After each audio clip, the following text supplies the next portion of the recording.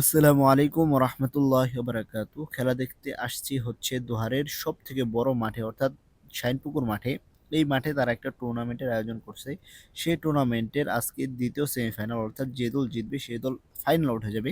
তো এই সেমিফাইনালে অংশগ্রহণ করছে হচ্ছে দোহার একাদশ এবং মুর্শিদপুর একাদশ। ফুল টাইম খেলার মধ্যে আর কি দুনো দলই একটা একটা করে গোল দেয়, যদিও দোহার একদম সর্বশেষে গিয়ে একটা গোল দেয় মুর্শিদপুরের আর কি গাফলতিতে।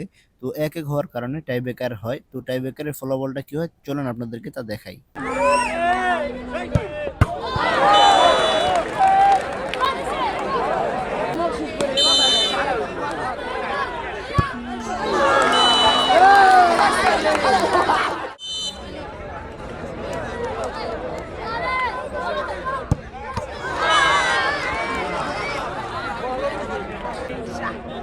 ও গোল মিস না ওই দেখ টিম রাখতে পারে দেখ